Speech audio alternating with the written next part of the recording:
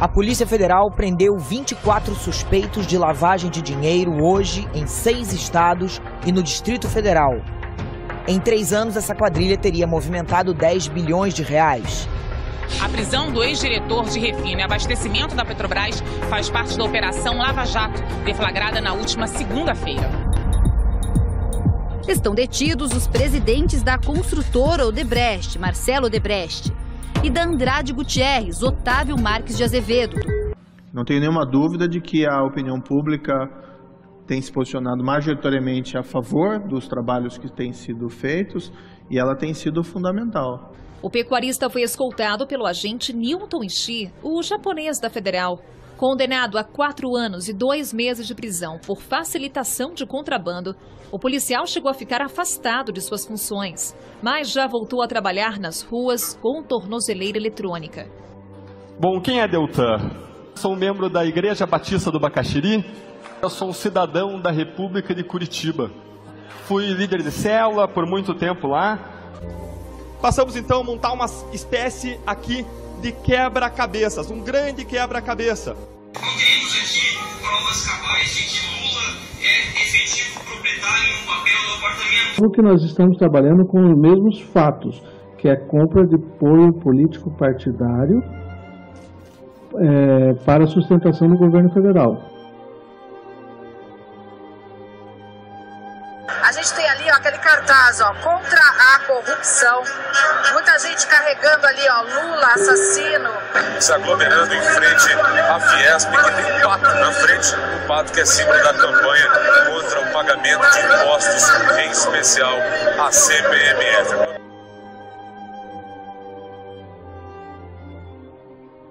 A Avenida Paulista foi completamente interditada nos 2 sentidos, 11 quarteirões tomados por manifestantes. O ex-presidente Lula já está com o microfone na mão, se prepara para começar o discurso dele. Há imagens aéreas da Avenida Paulista, está lotada neste momento, tem bastante gente, um número ainda não confirmado de pessoas, porém 11 quarteirões tomados neste momento.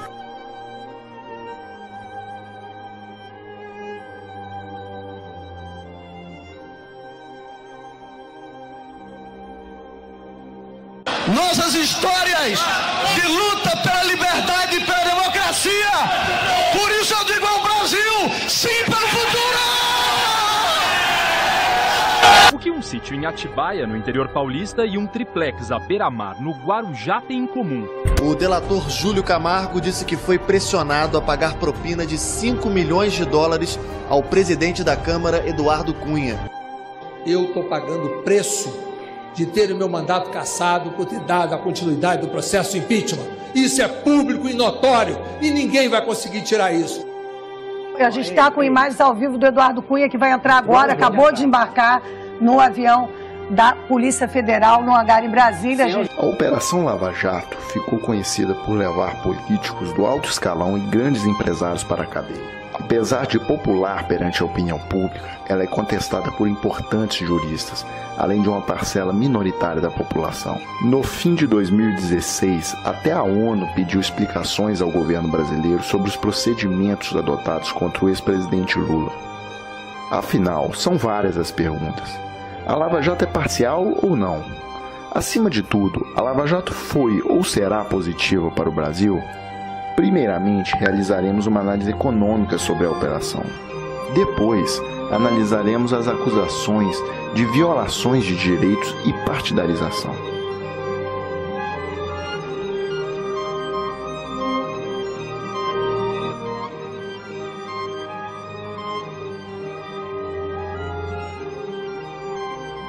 De 2004 a 2013, o Brasil apresentou altas taxas de crescimento econômico. O país era destaque na imprensa internacional. A renda média do trabalhador subia e alcançamos a situação de pleno emprego. Não é preciso voltar tanto no tempo para relembrarmos esse período.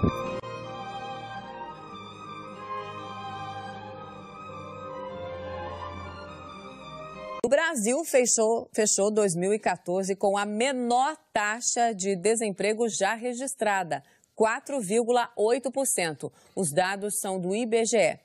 A taxa de desemprego no Brasil em 2014, considerando a média dos 12 meses, foi inédita. A mais baixa já vista até hoje, 4,8%, contra 5,4% no ano anterior e mais de 12% lá em 2003. Este estaleiro em Niterói, estado do Rio, mostra que em matéria de emprego o Brasil está nadando na corrente oposta, a do aumento de vagas. Seus 3.200 funcionários estão montando 4 navios novos ao mesmo tempo. Encomendas da indústria de petróleo e gás, que aqui no país não para de crescer. Emprego, portanto, não falta. Este gráfico mostra a tendência de queda do desemprego no Brasil. A taxa, que era 12,5% em abril de 2002, caiu para 6,4% em abril passado. Hoje, grande parte dos desempregados é formada por gente que saiu de um emprego para procurar outro melhor. Por isso se diz que o Brasil está quase no pleno emprego. A indústria automobilística brasileira anunciou nesta segunda-feira o recorde de vendas de automóveis e comerciais leves em 2012. Um dos motivos foi a redução do imposto sobre produtos industrializados sobre esses veículos, o que diminuiu o preço e tornou o carro mais acessível ao consumidor. Seu José Avelino deixou a Paraíba e viajou quase 2.000 quilômetros para visitar a filha no Rio. Uma viagem que ele costumava fazer de ônibus. Já vim de ônibus já. Demorei para danado, cheguei enfadado, cansado. E depois a gente adivinha nesse negócio que vem por cima, rapaz, é ligeiro demais, mas é bom. O número de passageiros de avião dentro do Brasil pulou de quase 30 milhões para 83 milhões em 2013, um aumento de 177%. O número de passageiros nos aeroportos praticamente triplicou na última década.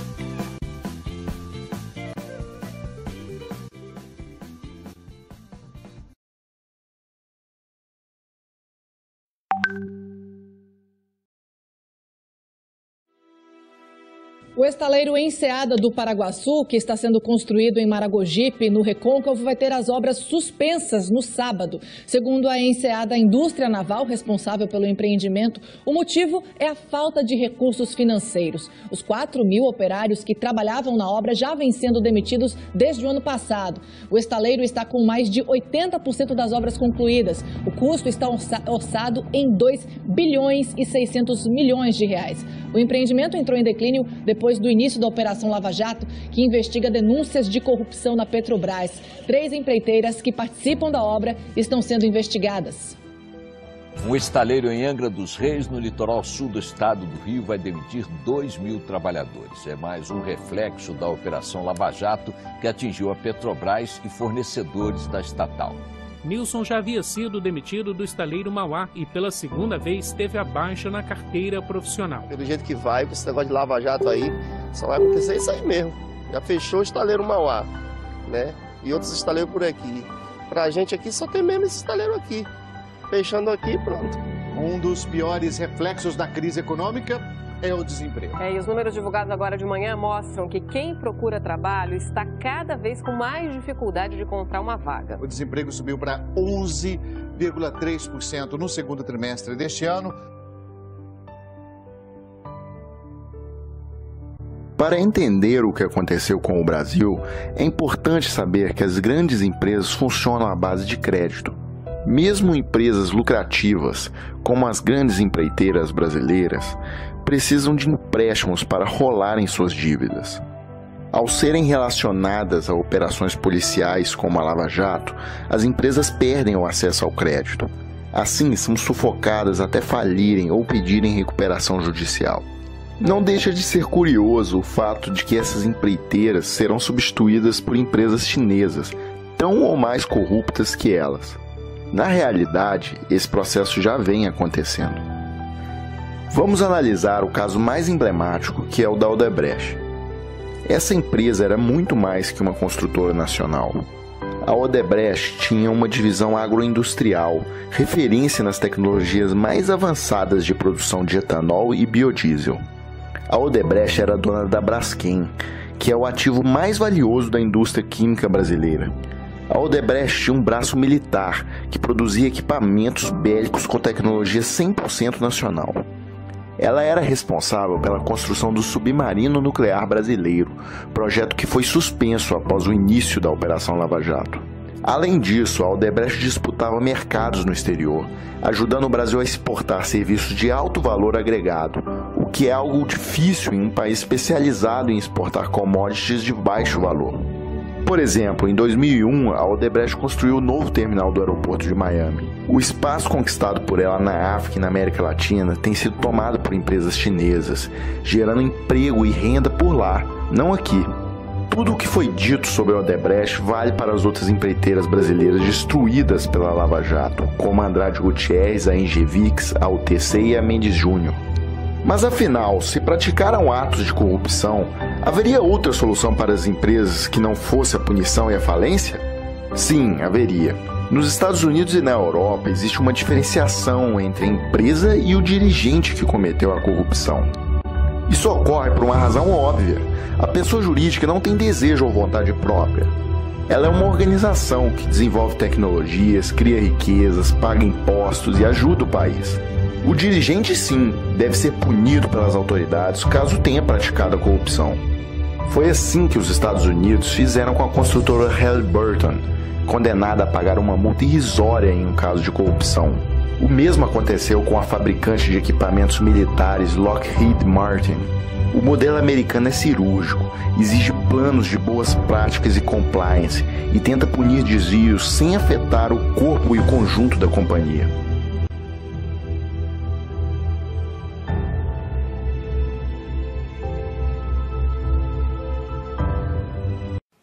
O fato é que a Lava Jato se gaba de ter conseguido devolver ao país 2 bilhões até agora de recursos desviados. Agora eu pergunto, só no sistema Odebrecht dizem que são 50 mil empregos riscados, no sistema todo de construção civil 150 mil, a quebra da indústria naval, o sério comprometimento da rigidez econômica de toda a indústria de construção civil. Isso daí é bem mais do que 2 bilhões. Do ponto de vista econômico, essa conta não fecha. A Lava Jato vai ter um saldo extremamente negativo na nossa economia. E esse é um saldo que nós vamos pagar por algumas décadas.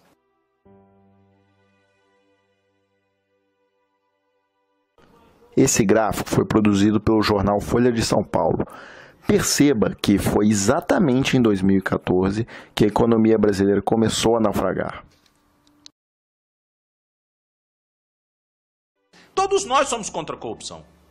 Todos nós. Mas nós não queremos destruir um país por causa de uma causa. Nós não queremos simplesmente jogar o bebê fora com a água suja do banho. Muitas vezes a Lava Jato me parece aquela atitude de você querer desbaratear, matar as baratas da casa com lança-chamas e botar fogo na casa. Então não é razoável hoje, por exemplo, que um procurador da República recém-concursado ganhe quase 30 mil reais, bruto, e líquido quase 24 mil reais. Enquanto você tem um general 4 estrelas recebendo 14 mil reais bruto, você tem um professor titular de universidade em fim de carreira recebendo 12 mil reais brutos. Isso sobe a cabeça de qualquer um. Isso sobe a cabeça. E as pessoas perdem um senso de realidade. Acham que o mundo é assim. Eles ficam numa aporia com o mundo externo, vamos dizer, uma visão endógena do mundo, que não estão sabendo o que está acontecendo.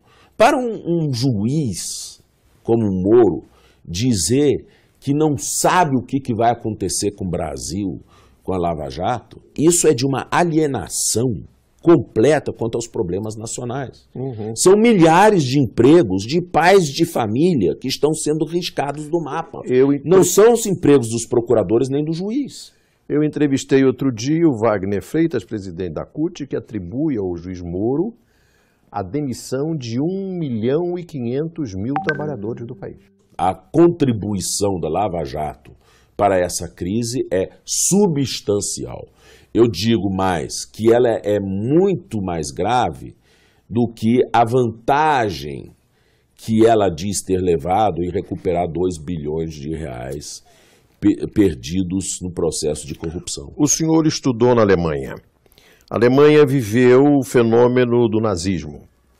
Várias empresas que trabalharam no nazismo sobreviveram e estão aí até hoje. Esse fato que nós assistimos hoje, que é a destruição de um significativo pedaço da indústria brasileira, inclusive da indústria da engenharia pesada, do programa nuclear, da construção naval, isso aconteceria na Alemanha? Os americanos, claro que tiveram, vamos dizer, umas iniciativas aí de quebrar as pernas de algumas indústrias muito poderosas, como, por exemplo, a IG Farben, né, que era o maior empreendimento químico da Europa. Né? E que produzia aqueles gases que eram lançados... o Ciclone B, que foi usado para as câmaras de gás. O IG Farben foi quebrado em 4 grandes empresas. Foi a Höchst, foi a Bayer, foi a BASF e foi a Henkel. O quê? Essas 4 empresas... Estão todas aí. Estão todas aí, era o IG Farben. Hoje você tem essas 4 empresas irmãs que eram do IG Farben. Então até hoje são grandes empresas alemãs. Produzindo os remédios que nós tomamos. Produzindo remédios que nós estamos tomando. São donas praticamente da indústria química alemã, com enorme impacto internacional. Podemos lembrar também da Krupp, que fazia os canhões do Hitler. A Krupp hoje está junto com a Thyssen, né? ThyssenKrupp se juntaram os dois grupos. Então tem algumas coisas na Alemanha, né, que são muito curiosas. Mas o princípio que eu queria saber... E aí é o seguinte, o regime nazista e o regime pós-nazista procuraram preservar os empregos dos trabalhadores alemães. Com certeza. Esse é o meu ponto.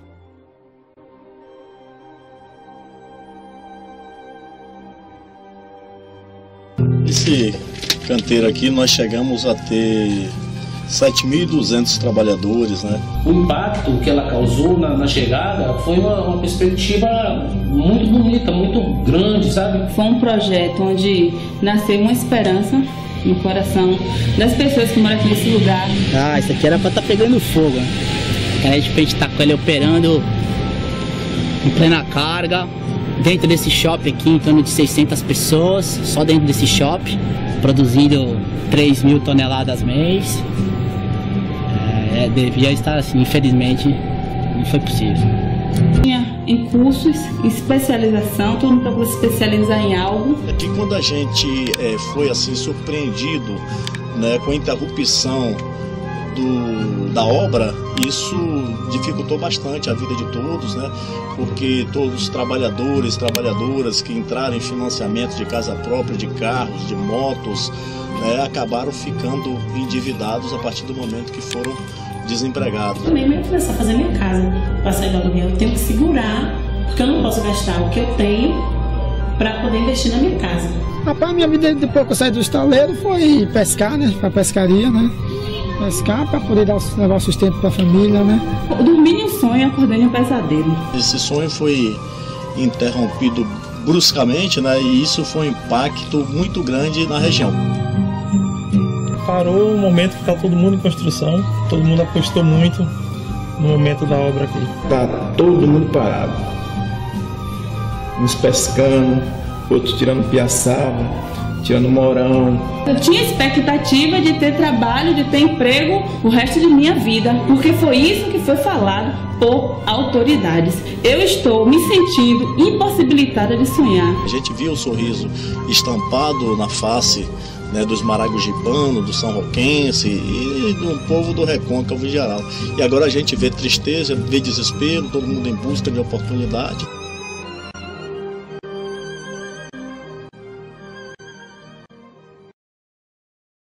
Veja bem, isso que eu falei tem mais a ver com o desfecho da situação, não com o começo. O começo foi brilhante. Se você analisar o começo do governo Lula, foi brilhante a ideia do Bolsa Família. Tirou o Brasil de uma condição e levou a outra. Ao ponto de eu perceber as pessoas com orgulho de ser brasileiro.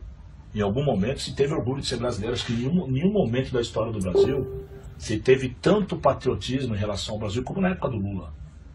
Quando o Brasil pagou a dívida do FMI, como ofereceu dinheiro para o FMI, quando teve a crise no exterior e o Brasil passou por ela, e parecia impossível, parecia um sonho de Cinderela mesmo, daí a pessoa que isso vai acabar a qualquer momento.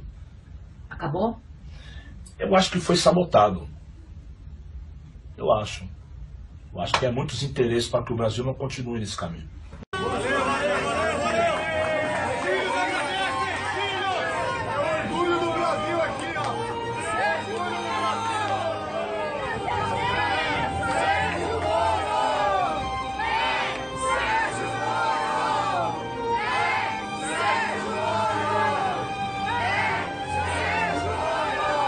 Mas eu vou dedicar essa música hoje ao Sérgio Moro, juiz, que está aqui assistindo. Que está presente aqui hoje, eu não sei majoritário.